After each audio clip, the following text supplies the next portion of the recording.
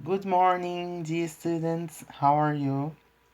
Eu espero que vocês estejam bem, que vocês estejam se prevenindo, cuidando-se para que em breve nós possamos voltar à nossa rotina em sala e assim dar um melhor aproveitamento à nossa troca de saberes.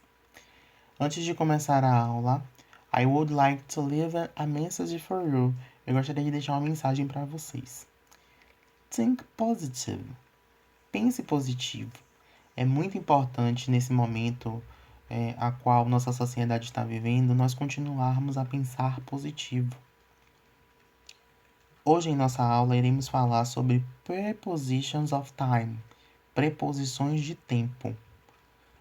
Antes de falar sobre as preposições de tempo, vale lembrar que as preposições ou prepositions em inglês são elementos essenciais da língua, uma vez que têm a função de relacionar substantivos e pronomes a outros elementos em uma oração.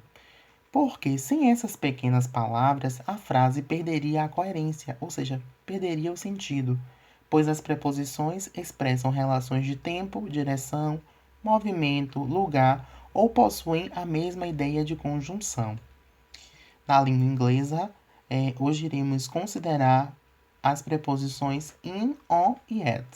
A preposição in é utilizada diante de meses do ano, estações do ano, anos ou partes do dia, como por exemplo, we worked in the morning. Observem que eu destaquei a palavra in de vermelho na frase para que a gente possa compreender a função dela. Nesse caso aí, está se referindo à parte do dia, porque na tradução diz assim: nós trabalhamos pela manhã, e pela manhã é uma parte do dia. Então a frase recebeu o in porque a regra estabelece a presença dessa preposição quando há a presença de partes do dia, ou meses, estações do ano, como eu havia dito anteriormente. Já a preposição on deve ser utilizada diante de datas, festas, feriados ou dias da semana. Vamos observar o exemplo. Julie was born on February 12, 1999. Julie nasceu em 12 de fevereiro de 1999.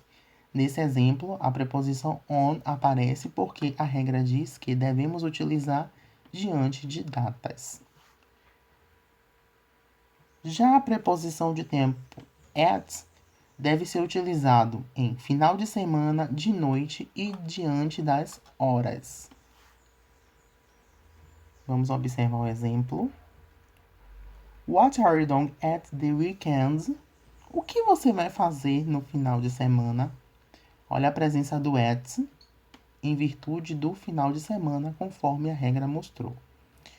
Agora que já consideramos essas três preposições, vocês deverão abrir o módulo na página 31 e na página 32 para poder realizar as atividades.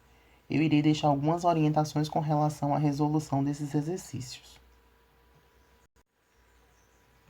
Continuando, na página 31 da atividade, a primeira questão indica que 3 crianças estão tratando de um assunto de suas preferências.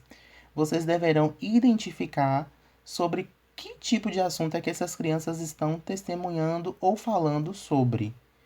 Já na segunda questão, vocês deverão identificar pelas imagens quem são as crianças que estão fazendo essas descrições. Na página 32, a página seguinte, vocês deverão identificar, as palavras, a função das palavras in, on ou at, de acordo com as frases que estão no box. A gente acabou de ver qual é a função dessas palavras gramaticais, as regras gramaticais de uso dessas palavras. Na quarta questão, vocês deverão circular a alternativa correta de acordo com a regra. Na quinta questão, vocês deverão encaixar as palavras da caixa ou do box de acordo com a preposição correta com a regra. Quando é que eu uso in? Quando é que eu uso on? Quando é que eu uso at? E a sexta questão, vocês deverão completar novamente com essas 3 preposições obedecendo à regra. Bom, eu espero que vocês possam realizar a atividade com sucesso. Qualquer dúvida, estou à disposição. Thank you very much. See you next class. Até a próxima aula.